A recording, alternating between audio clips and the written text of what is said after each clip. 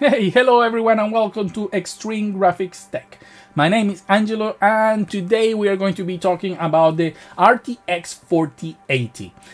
I know, unfortunately, I don't have the card. I am not important enough to be given one, and I am not rich enough to buy one. My last card was the 4090, and I think that's going to be the last GPU for a while for this channel.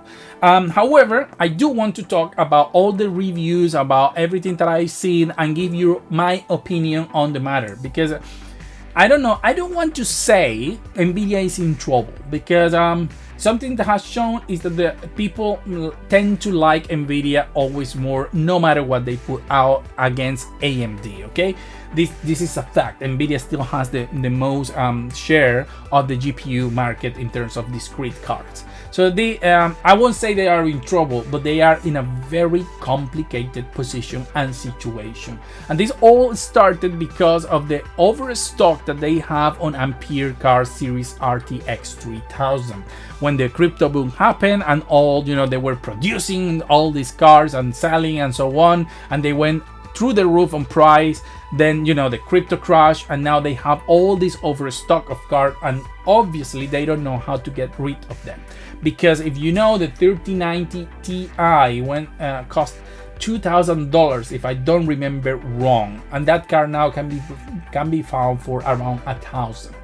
So when a Halo product comes out, we are talking here about products like the 3090 Ti, like the 6900 XT, like the 4090. They tend to be a lot more expensive frame per dollar, right? Like if you bought the 3090 Ti for $1,500, like the 3090, like I did, yes, you were receiving 24 gigabytes of RAM, but the performance was not 2 times faster than the 3080 that at the time cost $699, and that was a great price considering the situation and what we came from the RTX 2000 series. So when you bought the 3090, you were paying more than double the price, but not for double the performance, but because you wanted the fastest thing available, and they tend to cost this much. So when the 4090 came out, costing only $100 more than the 3090 comparatively because of the performance, it didn't seem like that's such a big problem, especially because the people that buy those cars, like me, they want the best of the best, and they're willing to pay whatever it costs. That's a normal situation. That's always happened. And even 10% more, it can cost you 40% more. So that's normal. And people like me bought the 4090 because I need to show you the games when I do review in the best possible quality, and sometimes you cannot achieve that with some older car. You have to make some compromises. So that's the whole idea of having like the top end car. Normally I would recommend you to go for like the 60 series, 70 series, or 80 series, which have a better price performance ratio, and that's fine.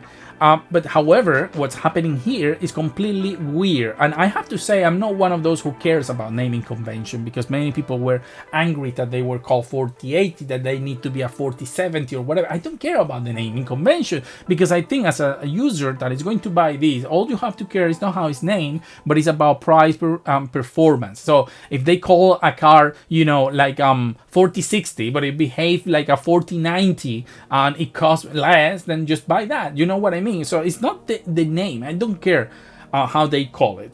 I understand that there could be confusion for some people who don't do research, and then they know the 80 car is this. It's always supposed to be 1 point below the best car, so they go automatically for that. So I can understand that part of the situation. But for people who like and is into GPUs, computer and stuff, the name should be the least of the problems. Okay. So, but having said this, now there is a big problem here, because Nvidia has announced these cars at $1,200. According to all the reviews, this car, it is better than a 3090 Ti, but it's better by around 20%. And do you see what I'm saying here? The price of the 4090 is around 20% more sometimes than the 3090 Ti. So normally, with each generation, what happens is that you should pay less for more performance for the equivalent step. You know what I mean? So if I buy, for example, a 2070, it should cost less than the 1080 cost at launch, and it should perform better.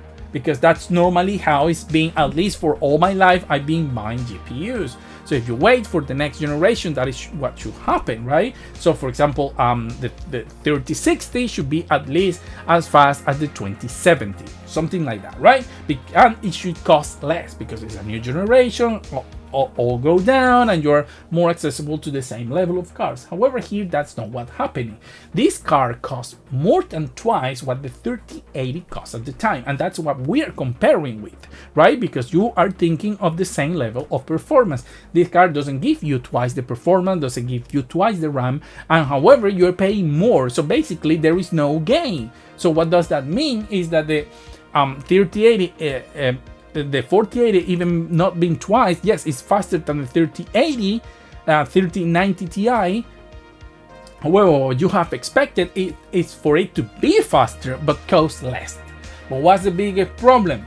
That probably Nvidia has so much stock now that they don't know how to get rid of that. And obviously, if they put the 4080 at 999 instead of the 1200 they are charging, who's going to buy the 3090? So basically they are not improving on performance per dollar. What they're doing is just putting a new car in between, and that's not good, especially because now with AMD, which I said I was disappointed because they are not pushing ray tracing or new technologies as much as I would like to, but in terms of cost per dollar, and I said this is crazy that we're talking that at $1,000 GPU is good compared to the competition, when neither is good in terms of pricing. AMD is also taking advantage of the situation at the moment. Let's not be here thinking that AMD is it's made for the people. They are taking advantage. They're saying, well, we can still charge 1,000 and people are going to be happy because we look better, but 1,000 is still a lot, and we were outraged when they released the 6900 XT for that amount of money. So the point now is that the worst part is that now the 6900 XT and the 3090 at the time, they were the top cars for each manufacturer. And then, you will say, well, I prefer to pay 500 more for Nvidia because that's the top car and whatever. You can do that because they're Halo products. They are the products that are supposed to push the envelope the most. But then when you went to the 3080, it went to $699. That's less than half of what the 3090 cost. And so it became very interesting because it was still $300 less than the Halo product from the AMD card. And it was a very good card. But now, even the 4080 is more expensive than the Halo product that the AMD is putting out there. That is the XTX. And when you see this whole picture, you see the XT is costing only $100 less than the XTX. It's not that big of a difference in terms of cost, but it is big of a difference in terms of performance, because that's a card that, because of the less RAM and because of the how cut back it is in terms of performance, should cost $150 to $200 less. But because the pricing is now more attractive compared to Nvidia, then both products look more interesting than Nvidia. And let's say for a second the XTX is as fast or faster than the 4080. Okay, that's the car AMD say they were competing with. So what has the 4080 to provide for? The only thing is ray tracing, which yes, is going to be a lot more. It's going to be faster on the 4080. I'm 100% sure of that. But for a lot of people, and I have tried to talk and educate about this, still ray tracing performance is not going to be worth the $200 extra on Nvidia cards. Even though I think that if you're paying $1,000 for a video card like the AMD one, you should not be, that's a feature that should be useful for $1,000. If you don't, you can use it on AMD, or you have to lower quality, then what's the point of the top end card? That's not what you are supposed to be doing right now with a top end card. So it's like having a feature that is so useless that you cannot use it even though you pay $1,000. In this case, at least the 4080 will be more usable in terms of ray tracing than the AMD. But that's another discussion, because as I said, many people don't see ray tracing as useful. So why will they say, I don't want to pay $200 extra? But it's not just that, it's also the psychological factor of the fact that the top end card from AMD, okay, is going to be cheaper than not the top end card from Nvidia. We don't know still the 4070 Ti or whatever how much they cost. Imagine if the next card from Nvidia, the 4080, the 4070 Ti cost $999. So are you telling me that the top end card of AMD is going to be competing with a 4070 Ti? I don't think in terms of performance they are going to be competing, but in terms of price either. So what I'm saying is people are going to see the 4080 Ti as a third level card competing with the top level card of AMD, and that creates a psychological situation where you say this card has more RAM, it's the top end, it's faster in raster, is going to be as close as the 4090 as much. Why should I pay for the 4070? So I think Nvidia has put themselves in a very complicated situation, because I'm not sure how to. I will recommend to you the 4090.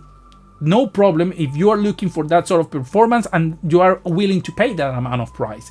But when we're talking about a lower level one, right? I cannot in confidence recommend, but under any circumstances, the 4080.